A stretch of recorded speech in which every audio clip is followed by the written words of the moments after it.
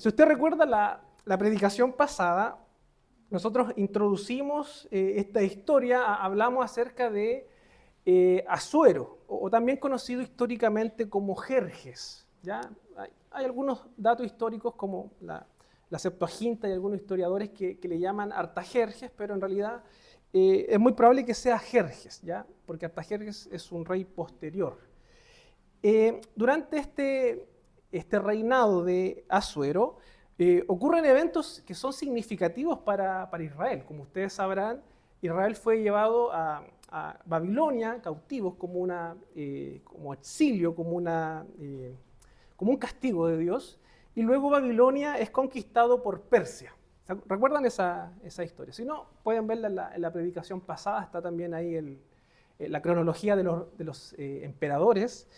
Y llega un momento en donde Ciro permite el retorno de los judíos a Jerusalén, a reconstruir el templo, a reconstruir la ciudad, y una buena parte de judíos regresa. Sin embargo, hay otra parte de judíos que se quedan en Persia, en el imperio. ¿Ya? Ahí todavía nos queda la duda de por qué razón se quedan, si ellos tenían que volver a su lugar, a su tierra prometida. ¿Por qué prefieren quedarse en Persia? Es una pregunta que la idea es que también podamos responderla a la luz de esta serie. Sin embargo, la predicación pasada no habló nada de los judíos en realidad. Hablaba acerca de Asuero y de Vasti, la esposa reina de Asuero. ¿Y por qué digo esta idea de esposa reina? Porque no necesariamente la esposa del rey es reina, sobre todo en esta cultura, en este imperio persa, en donde los emperadores tenían más de una esposa. De hecho, tenían más mujeres. Y eso también es un tema que vamos a tratar el día de hoy con lo que la Biblia nos enseña acerca de esto. Y la historia nos recordaba o nos describía este desaire que le hace Vasti a Asuero. ¿Se acuerdan? Que Asuero la llama, quiere que ella desfile para mostrar su belleza a todos los invitados que evidentemente estaban borrachos, y Vasti no quiere, se niega, y Asuero termina como echándola del reino, y no se le ocurre la mejor idea que buscar una nueva reina, ¿cierto? Es como un problema familiar, un problema del hogar, se resuelve a través de expulsar a la reina y buscar un reemplazo, ¿ya? Entonces ahí yo les dejo también el desafío a los matrimonios, a los esposos, a que piensen muy bien cómo resolver los problemas, ¿ya? Así no se resuelven, así no se resuelven. Y también les quiero hacer una pregunta, no les voy a pedir que me respondan, pero que mediten muy bien en esto. Aquellos matrimonios, y bueno, también aquellos que se van a casar a futuro, que también lo consideren. ¿Cuánto tiempo se demoran en arreglarse cuando se enojan, cuando discuten? ¿Cuánto tiempo les toma reconciliarse? ¿Ya? ¿Un día? ¿Una hora? Dice la palabra del Señor de que nuestra ira no se debe... ¿cómo era? Exactamente. Entonces, lo que la Biblia nos dice es que debemos buscar la reconciliación casi inmediata incluso, no acostarnos enojados, porque eso también daña el corazón. Entonces yo quiero que usted ponga también ojo en eso y veamos en este relato cuánto tiempo se demora Asuero en resolver este problema, ¿ya? Cuánto dura este enojo que tiene con Vasti, ¿ya?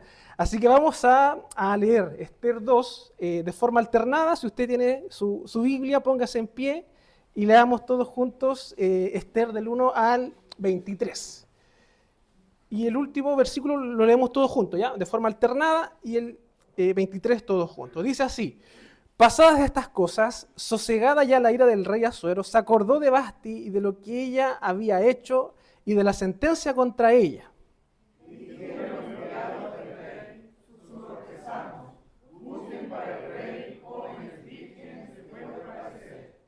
Y ponga el rey personas en todas las provincias de su reino que lleven a todas las jóvenes vírgenes de buen parecer a Susa, residencia real, a la casa de las mujeres, al cuidado de Hegai, eunuco del rey, guarda de las mujeres, y que les den sus atavíos.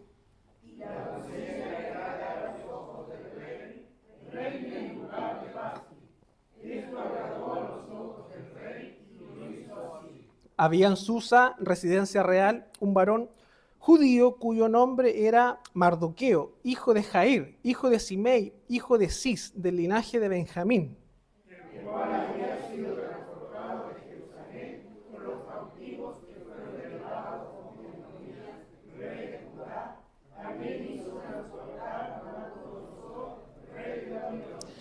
Y había criado a Adasa, es decir, Esther, hija de su tío, porque era huérfana y la joven era hermosa, de hermosa figura y de buen parecer. Cuando su padre y su madre murieron, Mardoqueo la adoptó como hija suya.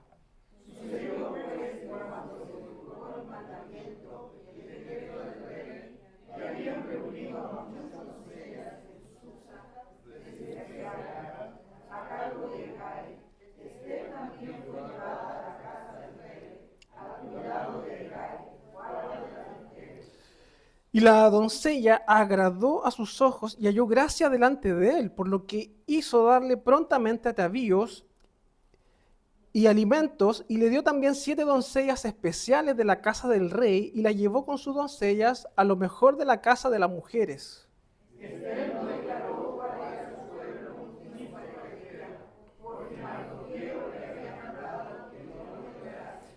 Y cada día Mardoqueo se paseaba delante del patio de la casa de las mujeres para saber cómo le iba a Esther y cómo la trataban.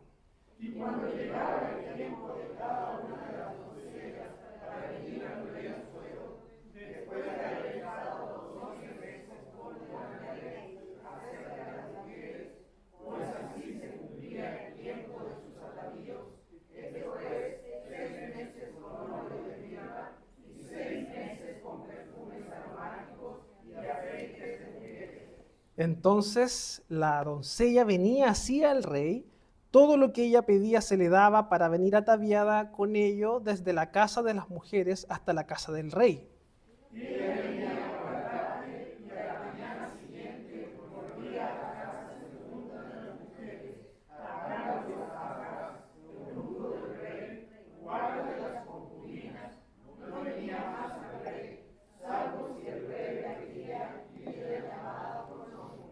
Cuando le llegó a Esther, hijo de Abihail, tío de Mardoqueo, quien la había tomado por hija, el tiempo de venir al rey, ninguna cosa procuró sino lo que dijo Hegai, eunuco del rey, guarda de las mujeres, y ganaba Esther el favor de todos los que la veían.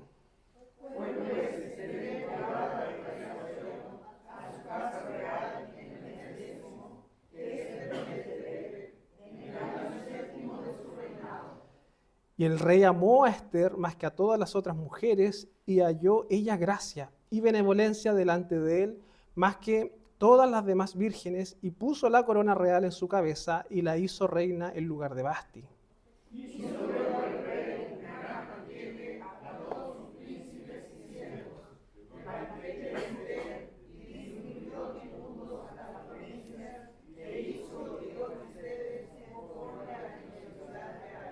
Cuando las vírgenes eran reunidas la segunda vez, Mardoqueo estaba sentado a la puerta del rey.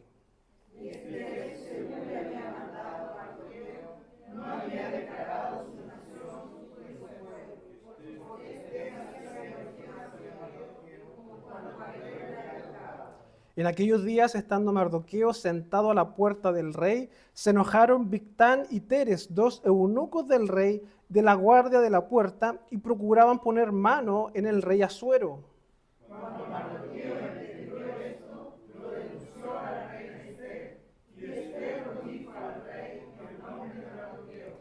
Se hizo investigación del asunto, todos juntos, y fue hallado cierto. Por tanto, los 2 eunucos fueron colgados en una horca, y fue escrito el caso en el libro de las crónicas del rey. Oremos.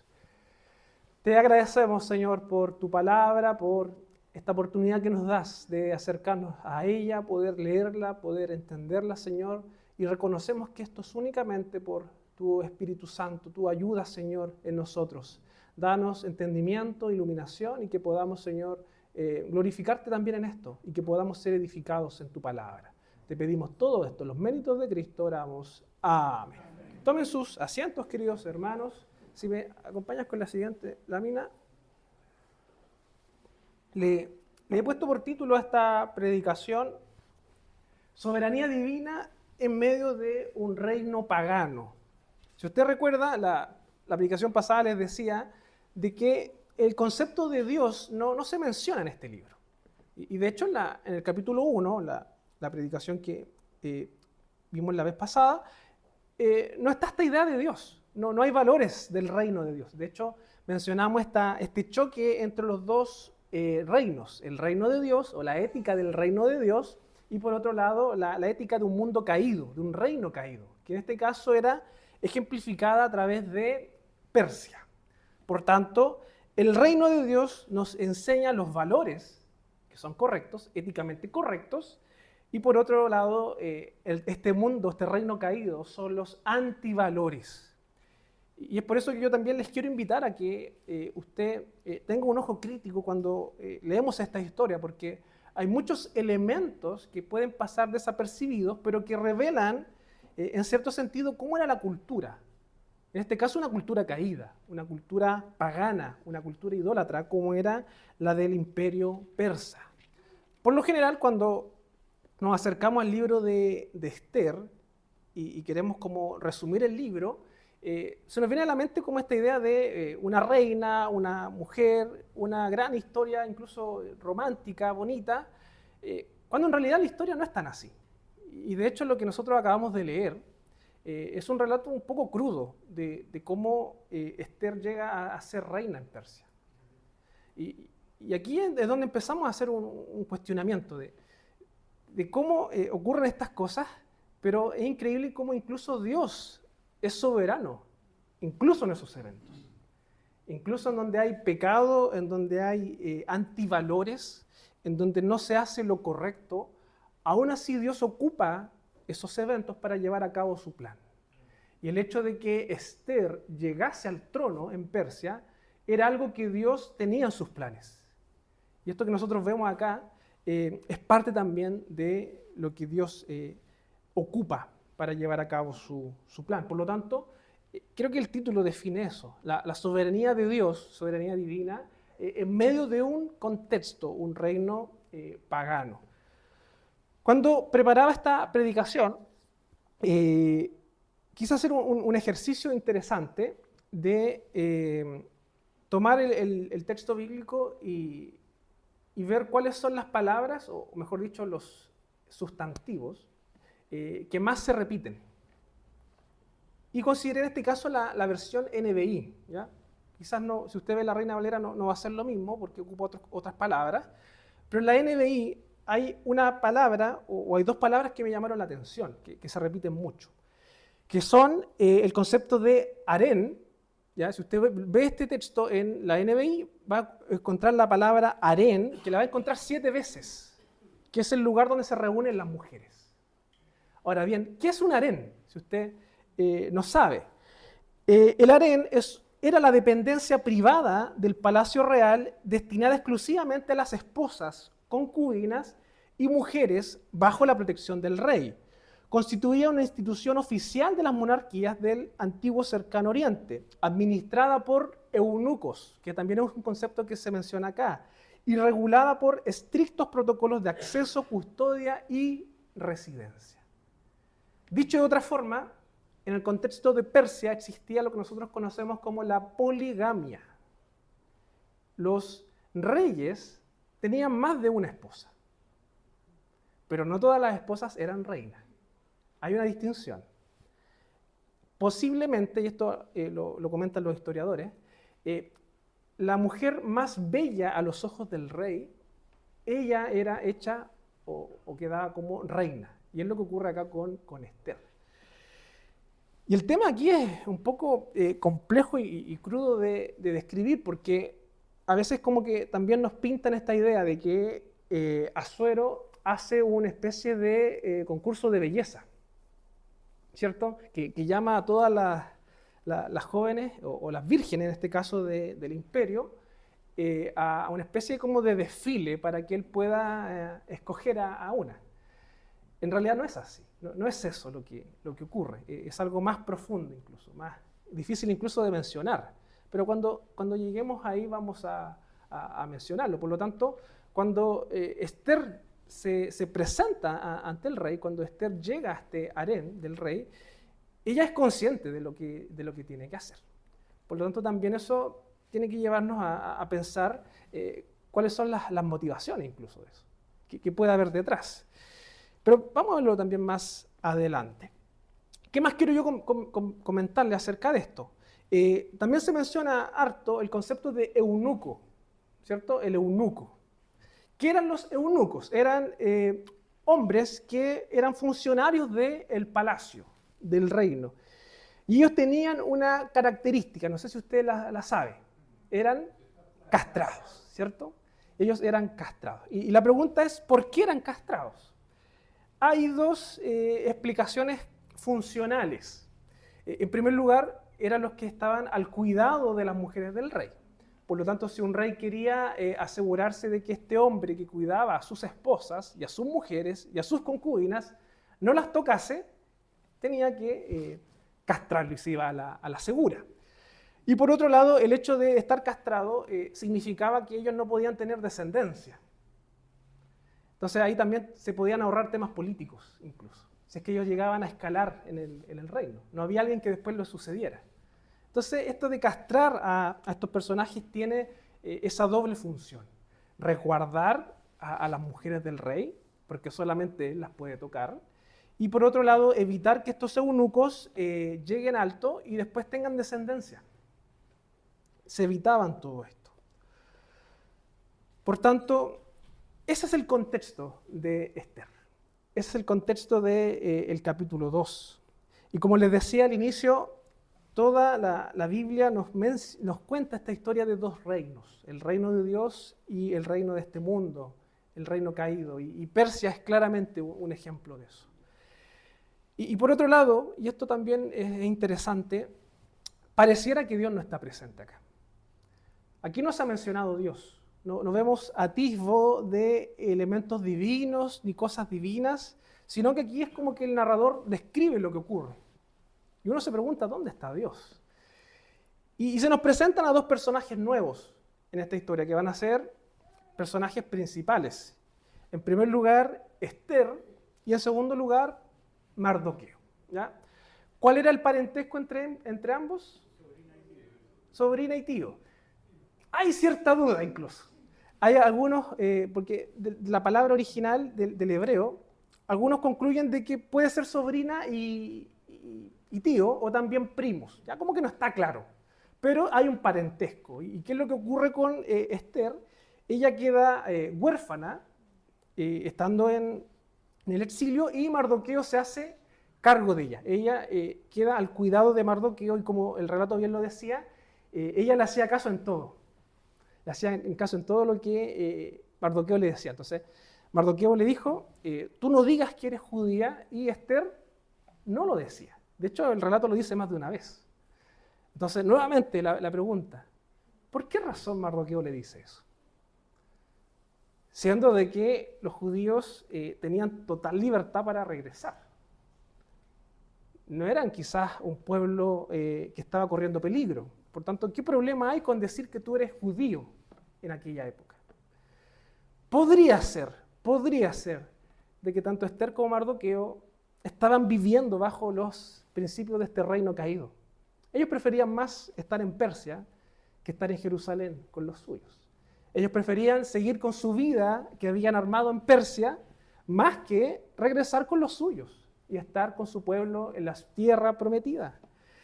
Y no sé si usted lo sabía, pero el nombre Esther es un nombre persa, ¿cierto? El nombre real de Esther es Hadasa, ese es el nombre hebreo. Entonces, es como que a ella le cambian el nombre cuando llega a Babilonia. Mejor dicho, Babilonia. Que es nada más y nada menos parecido, o lo mismo que ocurre con Daniel, ¿cierto? ¿Se acuerdan? Cuando Daniel con sus amigos son llevados a Babilonia, les cambian también el nombre y les colocan nombres de dioses paganos. ¿Se acuerdan? Belsasar. Con Esther y Mardoqueo parece que pasa lo mismo. Esther viene del nombre Ishtar, que es el nombre de una diosa de Babilonia. Y por otro lado, Mardoqueo su nombre deriva del dios babilónico Marduk.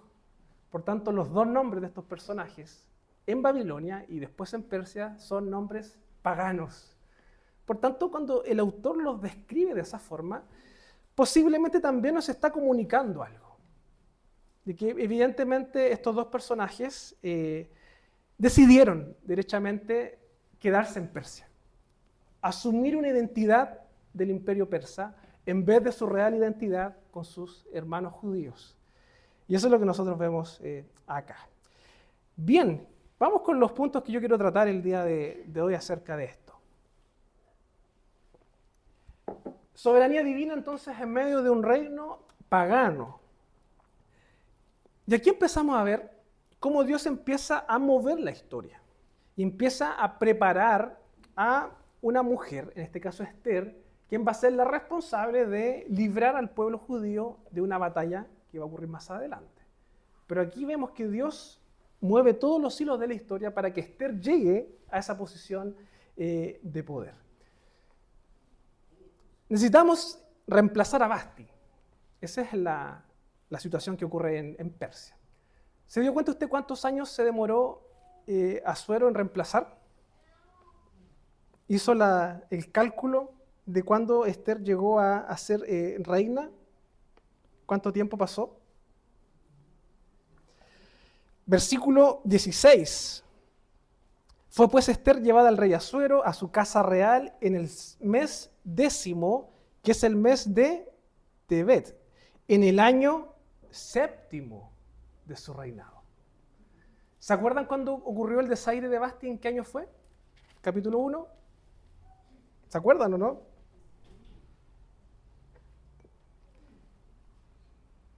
Versículo 3, capítulo 1, en el 3er año de su reinado. O sea, ¿cuántos años pasaron? 4 años. O sea, en 4 años recién Asuero cerró este punto, esta historia, de encontrar un reemplazo a su esposa.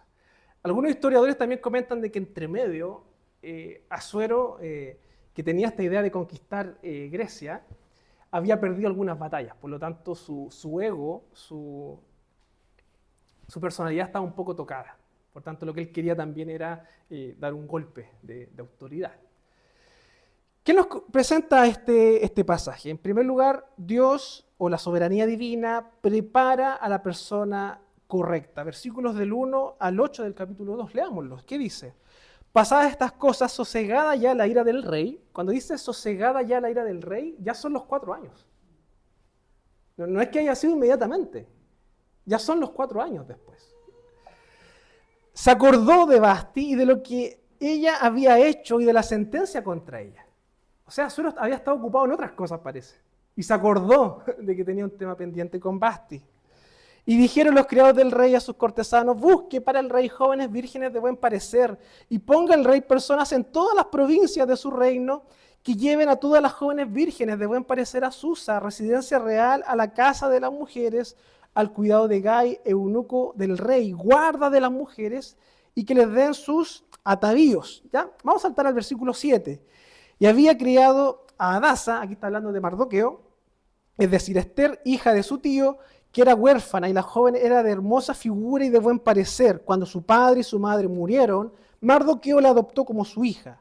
Sucedió pues que cuando se divulgó el mandamiento y decreto del rey, y habían reunido a muchas doncellas en Susa, residencia real, a cargo de Gai, Esther también fue llevada a la casa del rey al cuidado de Gai, guarda de las mujeres. Entonces, ¿qué es lo que ocurre? Asuero necesita buscar un reemplazo para su esposa. Él publica un decreto, una orden, de que todas las mujeres vírgenes del imperio, no solamente Susa, sino que de todos los países, los territorios que estaban conquistados, podríamos incluso decir casi toda Europa en realidad, fuesen a Susa para que Asuero pudiese escoger dentro de ellas a la reemplazante de Vasti. Entonces póngase usted en el lugar de aquellos padres de aquellas hijas que estaban obligados a hacerlo. El rey, el emperador, emitió un decreto en donde nosotros tenemos que entregar a nuestra hija virgen para que el rey se la quede en su harén. ¿Se acuerdan lo que era el harén? O sea, era entregar a tu hija para los deleites de un hombre pagano, del rey. Algunos también comentan de que, dadas las circunstancias que se dan en el contexto, para muchas mujeres incluso, esta situación o este evento era una oportunidad para poder también escalar socialmente. Porque ellas estaban en sus ciudades, en sus territorios, pero si eran llamadas por el rey y llegaban a ser reina, claramente ese era un ascenso. Pero era un ascenso un poco falto de ética incluso, en donde habían temas relacionados con la sexualidad a fin de poder llegar a algo. Entonces, Persia nos presenta también esta cultura, este ambiente que es pecaminoso en sí, en donde no hay un respeto, una dignidad en este caso por las mujeres, en donde si un rey quiere llevarse para sí a todas las mujeres vírgenes, en este caso 400 para su harén y dejarlas ahí en el palacio, él puede hacerlo. Y él así como si nada puede elegir entre las que quiera, y las que no se las devuelve a sus padres, sino que se quedan en su palacio. Y si en algún momento él desea llamarla a su lugar, él las llama y las toma. ¿Ya? No sé si usted me entiende a lo que quiero llegar. Ese es el contexto de Persia. Y ese es el contexto de Esther. Es ahí donde ella se metió, obviamente también obligada por la ley. Pero ella también estuvo en este momento. Por tanto, si miramos este evento que a todas luces es pecaminoso y crudo de narrar, no podemos negar lo que el título dice, de que a pesar de todo eso, Dios sigue siendo soberano. A pesar de que nos pueda incluso causar un poco de incomodidad esto, Dios ocupa incluso esos eventos para llevar a cabo sus planes. O sea, la pecaminosidad de Asuero, del imperio persa, no anula la soberanía y la providencia de Dios en la historia. Y eso es algo que empezamos a ver, que mientras Asuero busca una reina, Dios está preparando a una libertadora para su pueblo en el imperio persa. Lo que parece a simple vista un decreto pagano del rey, un decreto poco ético del rey, en realidad también es parte de un decreto eterno de Dios, en donde Él va a librar a su pueblo en Persia. Por tanto, la providencia de Dios utiliza las decisiones humanas para cumplir sus propósitos divinos. Y esto es algo que nos choca o nos da vuelta a la mente. ¿Cómo se junta esta idea de la soberanía de Dios y la responsabilidad humana? Existen, y de alguna otra forma ambas funcionan. Dios ocupa las decisiones de nosotros, nuestros actos, que muchas veces son pecaminosos, e incluso Él se glorifica y lleva a cabo sus planes. Pero eso no da pie a justificar acciones pecaminosas. Dios ocupa incluso aquello que es poco ético en nuestro contexto. Por tanto, Dios empieza a mostrarse de esa forma. Si bien el texto no lo menciona, si bien no se narra a Dios aquí, vemos claramente que Dios empieza a mover los hilos de esta historia y empieza a llevar a Esther a este trono en Persia a fin de poder librar a su pueblo. Segundo punto, la soberanía divina concede el favor necesario. Versículos del 9 al 18. ¿Qué es lo que dice la Escritura? Fíjense cómo poco a poco se va encaminando esto. Y la doncella agradó a sus ojos y halló gracia delante de él, por lo que hizo darle prontamente atavíos y alimentos, y le dio también 7 doncellas especiales de la casa del rey, y la llevó con sus doncellas a lo mejor de la casa de las mujeres. Esther no declaró cuál era su pueblo ni su parentela, porque Mardoqueo le había mandado que no declarase. Fíjense lo paradójico o lo contradictorio. Dios empieza a levantar a una libertadora que va a salvar a los judíos, pero esta libertadora, ¿qué es lo que prefiere hacer? No decir que es judía. Prefiere rehusar a declarar cuál es su verdadera identidad, de acuerdo al consejo de su tío, Mardoqueo. Entonces, vemos nuevamente esto. ¿Qué es lo que nos narra la historia? De que Esther es reunida junto a estas 400 mujeres y antes de ser presentadas al rey en este supuesto concurso de belleza o pasarela, ellas tenían que ser preparadas para el rey. Y esa preparación duraba cierto tiempo. No sé si usted le puso atención. ¿Duraba cuánto? Un año, ¿cierto? 6 meses con una preparación y otros 6 meses con otro elemento. Entonces, ¿qué es lo que nos narra acá? Que apenas Esther es llevada al inicio de este casting, el eunuco la ve y encuentra que es bonita, que es bella. Y empieza ya rápidamente a ganarse el favor. Entonces vemos claramente cómo la historia empieza a moverse a fin de que Esther llegue al trono. Esther era más bella que todas las otras jóvenes. Y eso lo notó el eunuco, quien la apartó y le dio ciertos privilegios. Vemos cómo Dios empieza a usar a Esther. Vemos cómo Dios empieza a mover los hilos de la historia a fin de llevarla a Persia. ¿Qué ocurre en este contexto? Las mujeres son reunidas en el harén, donde están lo que se conoce como las doncellas vírgenes. ¿Cómo es que el rey escoge? Él tenía que estar o pasar la noche con cada una de ellas. Él las llamaba, estaba con ellas y luego ya volvía al otro harén, donde estaban las concubinas, que ya no eran doncellas, sino que ya eran mujeres que estaban en este otro grupo. Por lo tanto, eso es lo que ocurre con Esther, que ella es llevada a estar con el rey, y cuando el rey está con ella, él se enamora, la encuentra hermosa y la escoge como reina. Sin embargo, eso no quita o no anula de que el rey sigue teniendo muchas más mujeres. Sigue teniendo, a pesar de tener una reina, va a tener más esposas, va a tener concubinas y va a tener doncellas también.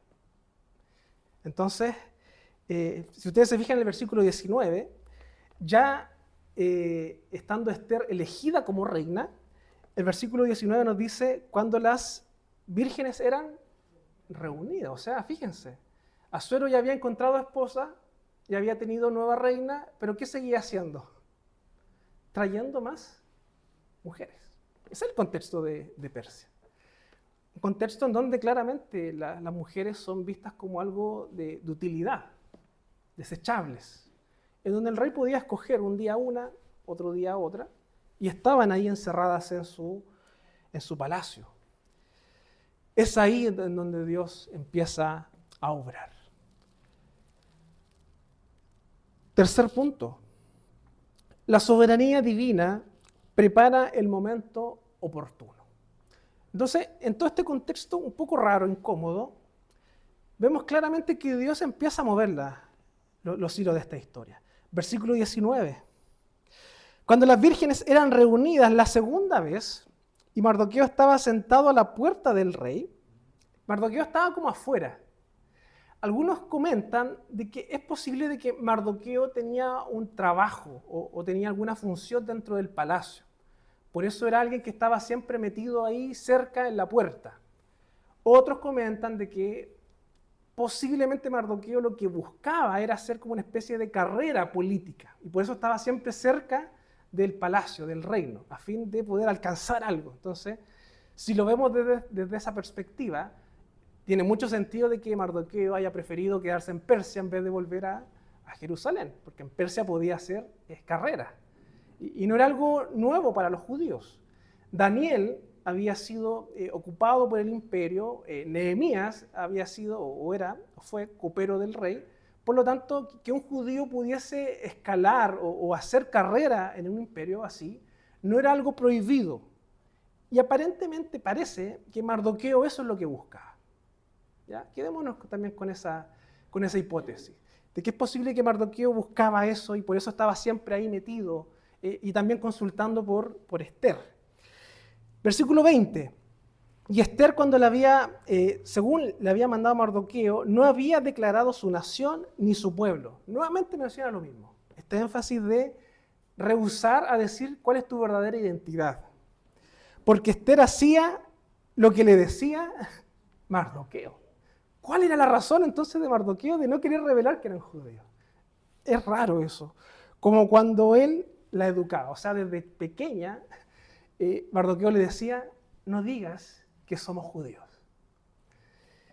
No sé si usted ha tenido algún momento en su vida esta encrucijada o este dilema así, decir o no que usted es creyente.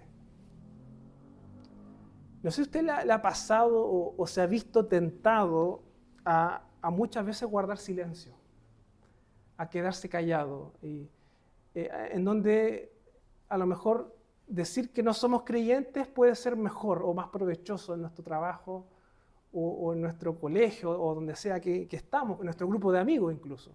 No, mejor que mis amigos o que mis colegas, que mis compañeros ni se enteren o ni sospechen que soy cristiano. ¿Ha pasado usted por eso? ¿O ha tenido esa sensación? Es algo que a veces nos pasa también y tenemos que ser sinceros. De que a veces, y creo yo que es una crítica negativa en este sentido, de que a veces somos tan absorbidos por el mundo, a veces queremos ser tan parecidos al mundo, queremos que el mundo nos acepte y escalar también en el mundo, que a veces pareciera que lo más sencillo y lo más fácil es rehusar a decir cuál es tu identidad. Ojalá que mis amigos no supieran que soy cristiano. Ojalá que mi jefe no sepa que soy creyente. ¿Cuántos casos hemos escuchado así? Yo quiero invitarte a reflexionar eso. En donde tú estás, en donde tú trabajas, en donde tú asistes como estudiante o en tu barrio, tu familia, ellos que te ven, que se relacionan contigo, ¿saben que tú eres creyente? ¿Saben que tú eres hijo de Dios? O muchas veces ellos lo ignoran. Y muchas veces tú pasas desapercibido dentro de ellos. A tal nivel como describe acá, tanto Mardoqueo como Esther tenían nombres persas, uno más dentro de este imperio. A veces pareciera que somos uno más dentro de este mundo. A veces pareciera que no somos capaces de marcar esa diferencia, que no quisiéramos. No quisiéramos ser la luz del mundo, no quisiéramos ser la sal de la tierra. Y si el Señor quiere llevar su palabra, bueno, enviará a otro, pero yo prefiero guardar mi estatus, mi cuidado, y prefiero no decir quién soy realmente. Si bien es cierto, puede parecer crítica lo que estoy diciendo, yo creo que también hay casos y casos. Y a veces también el Señor nos da la sabiduría para en ciertos casos saber guardar silencio, con un propósito mayor, evidentemente. No para buscar nuestro beneficio.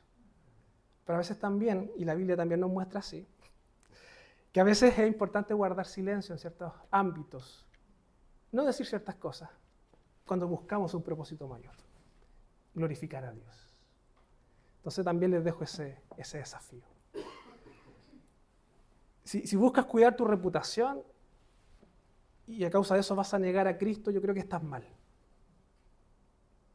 Si a fin de que el mundo te apunte o se burle de ti por ser evangélico o creyente, vas a decir que no lo eres, yo creo que estás mal.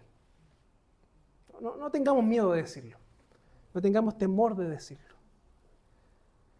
Somos hijos de Dios y somos llamados a tener un mensaje que el mundo pueda escuchar. Y si estamos callados, jamás lo va a escuchar. Entonces Mardoqueo, que estaba siempre ahí cerca del palacio, iba constantemente, al parecer, a visitar a Esther, a saber cómo estaba. ¿Ya? Yo creo que también debe ser ese instinto paternal, de cómo era su hija adoptiva, él quería saber cómo estaba, si estaba pasándolo bien o no.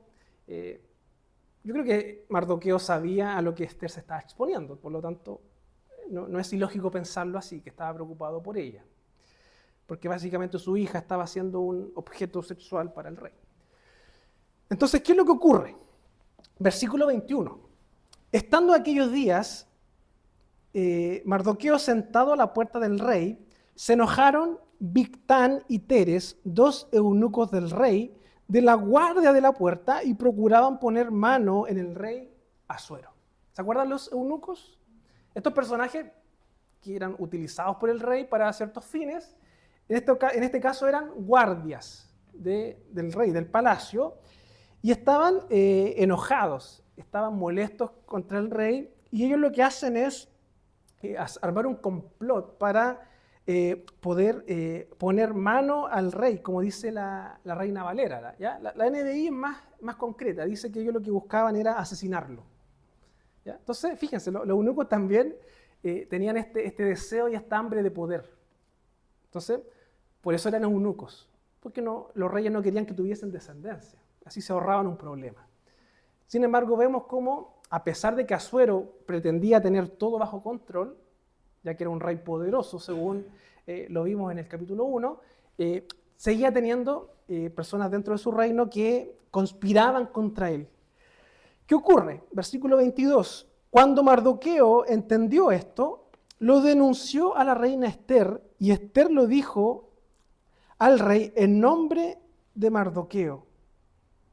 Se hizo investigación del asunto y fue hallado cierto. Por tanto, los dos eunucos fueron colgados en una horca y fue escrito el caso en el libro de las crónicas del rey. ¿Ya? Cuando habla de crónicas del rey, es como una especie de libro en donde se registran ciertos eventos. Esas son las crónicas. ¿Ya? Entonces, ¿qué es lo que ocurre? Mardoqueo, posiblemente de copuchento, está sentado cerca de la puerta, en donde dos eunucos quieren o están armando el plan para matar al rey.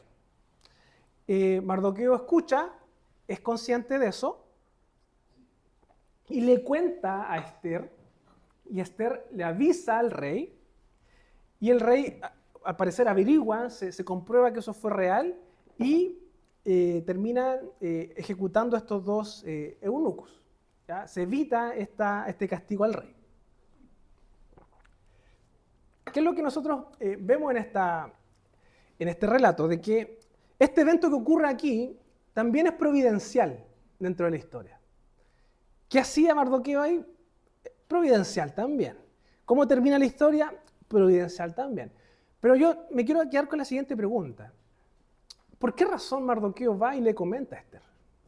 ¿Por qué no se queda callado?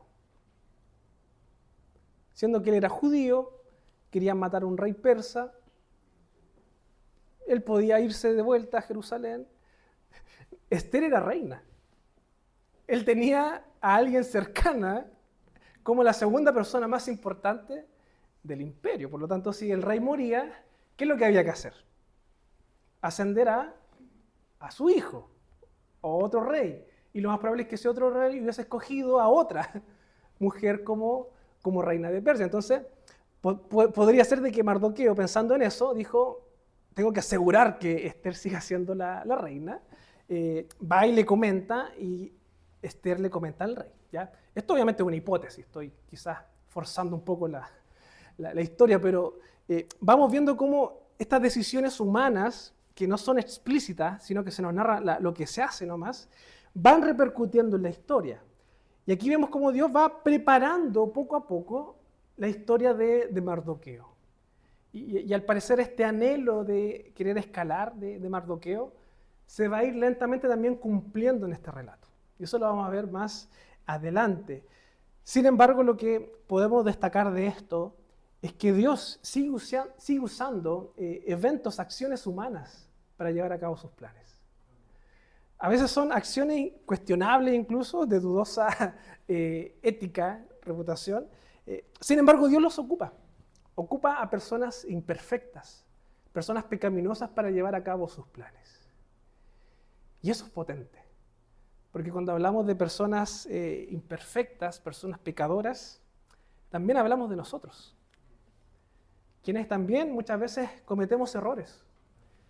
Quienes también muchas veces tomamos malas decisiones. Quienes muchas veces hacemos cosas buscando un beneficio personal. Muchas veces negamos a Dios. Muchas veces queremos que el mundo no sepa que somos creyentes. Muchas veces queremos escalar y llegar a ser algo en este mundo caído. esas personas que Dios usa y está usando en esta historia son igual de pecadoras que nosotros. ¿Y sabes qué? Dios también a ustedes los usa. Ustedes también son instrumentos en las manos de Dios. Y eso es lo que yo quiero destacar con esto. Que somos pecadores muchas veces. Fallamos. Muchas veces tenemos deseos egoístas. Nuestras intenciones son egoístas. A veces nos parecemos más a Asuero que al rey David. Muchas veces somos malos y aún así Dios nos usa. Aún así Dios cumple sus propósitos y sus planes en nosotros. Por tanto, quiero yo también invitarles a reflexionar en torno a eso. A cómo la soberanía de Dios traspasa muchas veces incluso nuestros pecados. Cómo Dios incluso es soberano a pesar de nosotros. Nuestros pecados no anulan la soberanía de Dios. Nuestros pecados no anulan el propósito de Dios. Por tanto, somos llamados a confiar en el Señor, a esperar en Él.